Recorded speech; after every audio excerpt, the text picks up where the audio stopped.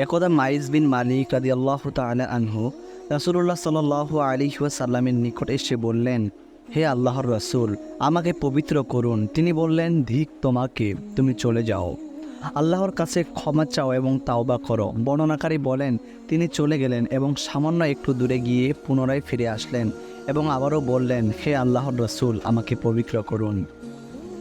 রাসূলুল্লাহ সাল্লাল্লাহু আলাইহি ওয়াসাল্লাম এবারও তাকে পূর্বের ন্যায় বললেন। এভাবে তিনি যখন চতুর্থবার এসে বললেন, তখন রাসূলুল্লাহ সাল্লাল্লাহু আলাইহি ওয়াসাল্লাম জিজ্ঞেস করলেন, আমি তোমাকে কোন জিনিস হতে পবিত্র করব? তিনি বললেন, জেনা হতে। তার কথা শুনে রাসূলুল্লাহ সাল্লাল্লাহু আলাইহি ওয়াসাল্লাম সাহাবীগণকে জিজ্ঞেস করলেন, এই লোকটি কি পাগল? লোকেরা বলল, না, সে পাগল নয়। তিনি আবার বললেন, লোকটি কি মদ পান করেছে? ততক্ষণাৎ এক ব্যক্তি দাঁড়িয়ে তার মুখ শুকে তার মুখ হতে মদের কোনো গন্ধ পেল না। অতঃপর তিনি তাকে জিজ্ঞেস করলেন, তুমি কি সত্যিই জানা করেছ? সে বলল, হ্যাঁ। এরপর তিনি রজমের নির্দেশ দিলেন, তখন তাকে রজম করা হলো। এই ঘটনার 2-3 দিন পর রাসূলুল্লাহ সাল্লাল্লাহু আলাইহি ওয়াসাল্লাম সাহাবীগণের নিকট এসে বললেন, তোমরা মাইজ বিন মালিকের জন্য ক্ষমা প্রার্থনা করো। বর্ণনাকারী বলেন, তখন সাহাবীগণ বললেন, আল্লাহ মাইজ বিন মালিককে ক্ষমা করুন। এরপর রাসূলুল্লাহ সাল্লাল্লাহু আলাইহি ওয়াসাল্লাম বললেন, সে এমন তওবা করেছে, যদি তার সমস্ত উম্মতের মধ্যে বিতরণ করে দেওয়া হয় তবে তা সকলের জন্য যথেষ্ট হবে। এরপর আজদ বংশের গামেদি গোত্রের এক মহিলা এসে বলল, হে আল্লাহর রাসূল, আমাকে পবিত্র করুন। তিনি বললেন, ধিক তোমাকে, তুমি চলে যাও, আল্লাহর কাছে ক্ষমা চাও এবং তাওবা করো। তখন মহিলাটি বলল, আপনি মাইজ বিন মালিককে যেভাবে ফিরিয়ে দিয়েছেন, আমাকেও কি সেভাবে ফিরিয়ে দিতে চান? আমার গর্ভের এই সন্তান জেনার মাধ্যমে হয়েছে। তিনি জিজ্ঞেস করলেন, তুমি কি সত্যি অন্তঃসত্ত্বা? মহিলাটি বলল, হ্যাঁ। তখন তিনি বললেন, যাও, তোমার পেটের বাচ্চা প্রসব হওয়া পর্যন্ত অপেক্ষা করো। বর্ণনাকারী বলেন, আনসারী এক লোক মহিলাটির সন্তান হওয়া পর্যন্ত তাকে নিজের তত্ত্বাবধানে নিয়ে গেলেন। সন্তান প্রসব হওয়ার পর ওই লোকটি রাসূলুল্লাহ সাল্লাল্লাহু আলাইহি ওয়াসাল্লামের খেদমতে এসে বলল, গামেদি মহিলাটির সন্তান প্রসব করেছে। এবার রাসূলুল্লাহ সাল্লাল্লাহু আলাইহি ওয়াসাল্লাম বললেন, এই শিশু বাচ্চাটিকে রেখে আমরা মহিলাটিকে রজম অর্থাৎ পাথর মেরে হত্যা করতে পারি না, কারণ তাকে দুধ পান করানোর মতো কেউ নেই। এ সময় জৈনিক আনসারী দাঁড়িয়ে বলল, হে আল্লাহর রাসূল, আমি তার দুধ খাওয়ানোর ব্যবস্থা করব। রাবি বলেন, তখন তিনি তাকে রজম করলেন।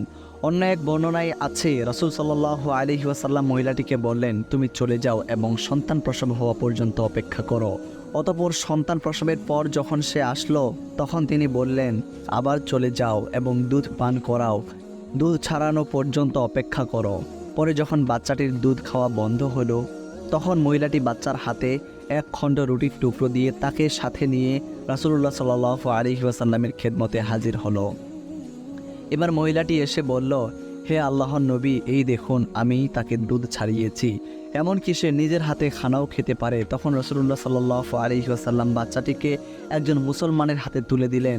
পরে মহিলাটির জন্য গর্ত খোঁড়ার নির্দেশ দিলেন। তার জন্য বক্ষ পর্যন্ত গর্ত খনন করা হলো। এরপর জনগণকে নির্দেশ দিলেন, তারা মহিলাটিকে রজম করল। খালিদ বিন ওয়ালিদ রাদিয়াল্লাহু তাআলা আনহুর সম্মুখে অগ্রসর হয়ে তার মাথায় এক খণ্ড পাথর নিক্ষেপ করলে রক্ত ছিটিয়ে এসে তার মুখমণ্ডলের উপর পড়ল।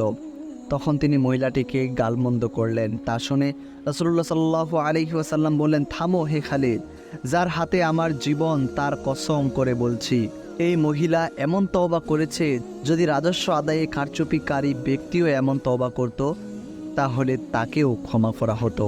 অতঃপর তিনি ওই মহিলার জানাজা সালাত আদায়ের আদেশ দিলেন এবং নিজে তার জানাজা পড়লেন। অতঃপর তাকে দাফন করা হলো।